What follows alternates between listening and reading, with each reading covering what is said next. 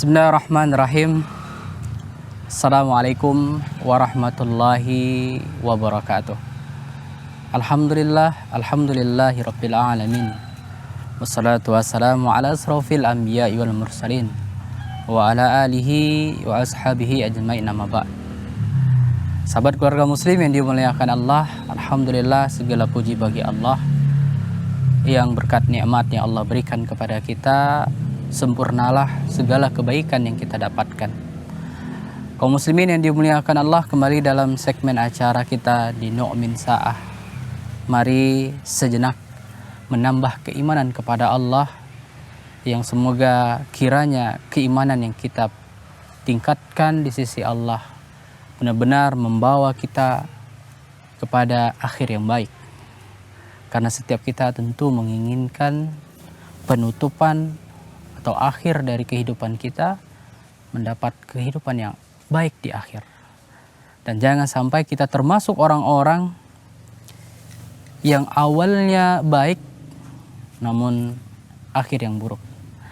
Kaum muslimin yang dimuliakan Allah Subhanahu wa taala, sering sekali kita dapati pernyataan dari manusia ketika Allah uji dia, ketika Allah turunkan musibah kepadanya, ketika dia ditimpa kemalangan, kehilangan, atau ditinggalkan orang yang dia cintai. Tidak jarang orang-orang yang merasa tidak sanggup, tidak bisa menerimanya, dia mengatakan Allah tidak adil. Allah tidak adil kepadanya. Maka ini semua tak lain tak bukan disebabkan tidak mampunya kita melihat sisi keadilan Allah.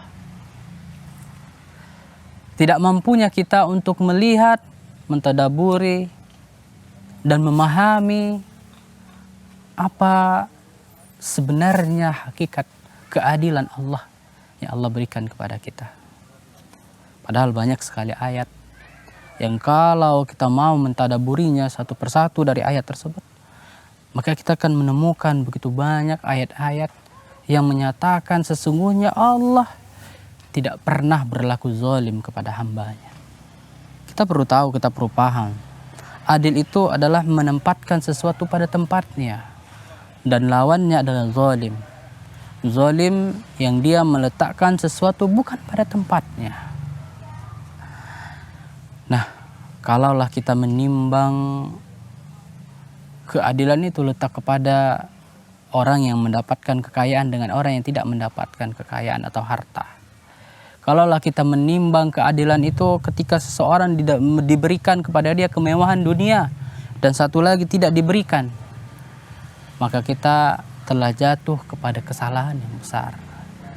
Karena apa? Karena Allah jelas menjelaskan di sana, kalaulah seandainya dunia dan seisinya ini lebih berharga daripada sebelah dari sayapnya nyamuk, maka Allah tidak akan berikan kepada mereka kaum kafir. Allah tidak akan berikan kepada mereka. Namun kita lihat bagaimana notabene mereka lah yang menguasai dunia. Mereka memiliki dunia dan isinya. Nah, itu menunjukkan bahwasanya tidak, sama sekali tidak, dunia ini tidak berharga di sisi Allah. Sehingga Allah tidak ingin kita manusia, hamba-hambanya, terlena, dilupakan dengan tujuan yang sebenarnya. Kaum muslimin yang dimuliakan Allah Subhanahu wa taala, maka cobalah kita kaji lagi lebih dalam, tadabburi, lihat lagi dengan mata yang hakiki penglihatan kita. Menilai, meninjau bagaimana sisi keadilan Allah. Allah berfirman dalam surah Al-Isra ayat yang ke-15, Allah katakan, A'udzubillahi minasyaitonirrajim. Man ihtada fa innama yahtadi li nafsihi wa man dhalla fa innama yadillu 'alaiha wa la tajiru waziratu wizra ukhra. Wa ma kunna mu'adzibina hatta nab'atsa rasula. Dalam ayat ini Allah katakan, barang siapa yang mengikuti petunjukku, petunjuk Allah, huda. Maka itu sebenarnya pada hakikatnya untuk dirinya sendiri. Ketika dia mengikuti petunjuk Al-Quran dan Sunnah, mengikuti ajaran Rasulullah, maka kebaikan itu kembali pada dirinya, bukan untuk orang lain. Di sini letak keadilan yang pertama, yaitu Allah menyesuaikan ketika seseorang dia diberikan pilihan, dia mau pilihan mengikuti syariat, mengikuti ajaran Allah dan Rasulnya atau tidak, maka itu kembali kepada dirinya, kembali kebaikan tersebut untuknya. Dan kemudian di ayat selanjutnya dalam potongan lainnya, wa man dhalla fa innama yadillu 'alaiha. Barang siapa yang dia sesat, maka itu atas pilihan dia sendiri. Dikarenakan dia tidak mau mengikuti ajaran yang telah dibawakan oleh nabinya. Tidak mau dia mengikuti atau dia menutup mata dan telinganya. Ketika didakwahkan kepadanya, diajak dia kepada yang hak. Karena dia mengikuti hawa nafsu, dia menolak. Maka di sini coba lihat keadilan tersebut. Allah berikan kebaikan bagi orang yang mengikuti kebaikan, dan Allah berikan keburukan bagi orang yang mengikuti keburukan. Baik kaum muslimin yang dimuliakan Allah, kita akan lanjutkan setelah beberapa jeda berikut ini.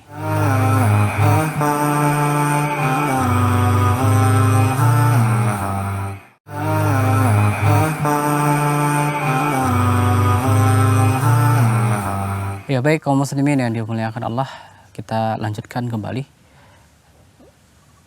memahami atau juga mentadaburi ayat yang tadinya kita bacakan, yaitu surah Al-Isra ayat 15. Kemudian ayat sambungannya, wala taziru waziratu wizra ukhra.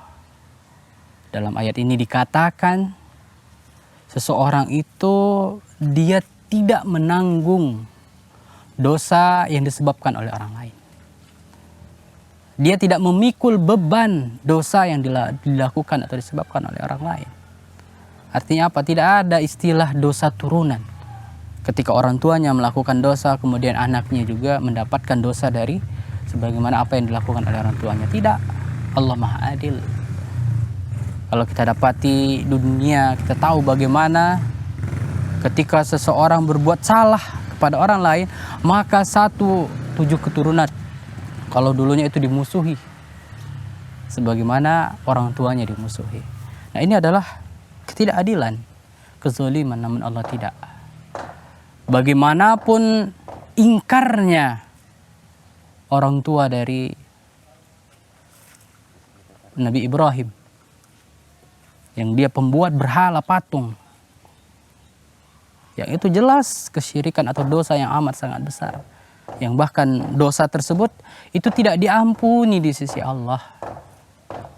Namun Nabi Ibrahim tidak menanggung beban apa yang dilakukan oleh orang tuanya, orang pamannya. Nah, kaum muslimin yang dimuliakan Allah, masih banyak contoh lainnya. Apa yang dilakukan, kebaikan yang dilakukan oleh Nabi Nuh misalnya, ketika dia mengajak putranya yang ingkar dengan ajaran tersebut, maka kebaikan dari Nabi Nuh juga tidak didapatkan oleh anaknya ingkar tersebut. Allah katakan dia bukan lagi bagian darimu karena keingkarannya. Dan keimanan, kita harus tahu, keimanan bukan sesuatu yang bisa diwarisi, sesuatu yang harus dia diimani dan melalui proses untuk mendapatkannya. Maka tidak ada istilah kalau ayahnya seorang ustadz, ayahnya seorang kiai, maka anaknya sudah 100% akan menjadi seorang ustadz dan kiai pula. Tidak ada jaminan. Karena hal tersebut adalah sesuatu yang diupayakan. Dia harus melalui proses dan dia harus berusaha untuk belajar, untuk mendalami keimanannya kepada Allah sehingga dia mendapatkan keimanan tersebut. Ada sebuah kisah yang mungkin bisa kita ambil pelajaran yang cukup besar di sana. Kisah ketika Nabi Musa, dia menyampaikan kepada Jibril, dia ingin melihat contoh nyata, bukti yang real, bagaimana bentuk keadilan Allah di muka bumi ini. Maka ketika dia menyampaikan hal tersebut, dia sampaikan kepada Jibril dan Jibril sampaikan kepada Allah. Lalu apa yang terjadi? Maka diperintahkanlah kepada Jibril, diperintahkan kepadanya agar kiranya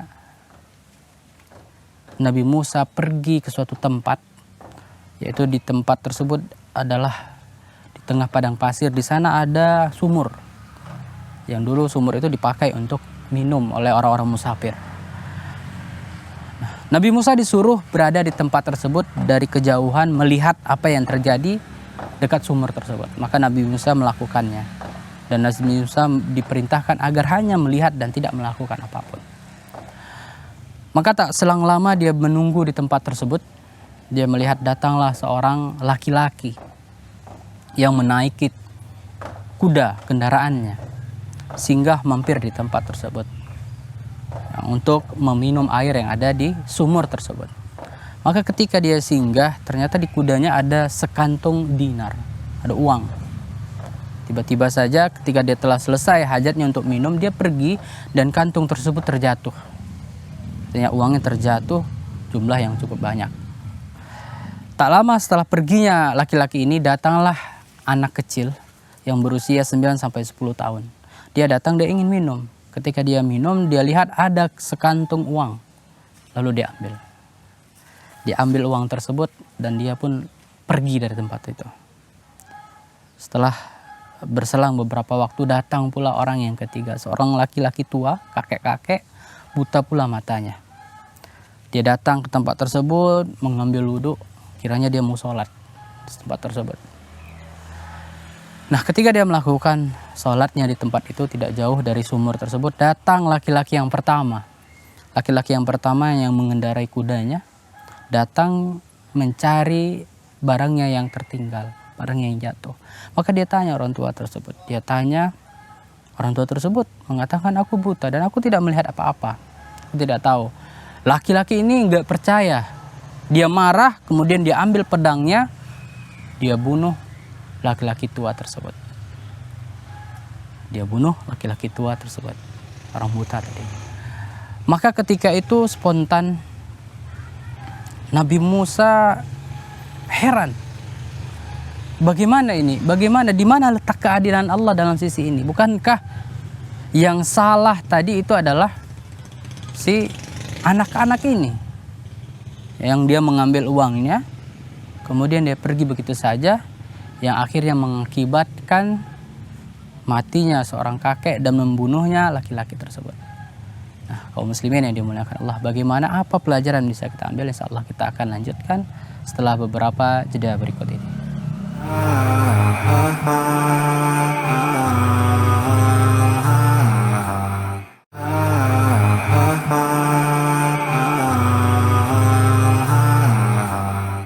Ya, baik kaum muslimin yang dimuliakan Allah, kita lanjutkan kembali tentang kisah keadilan yang ingin dilihat oleh Nabi Musa.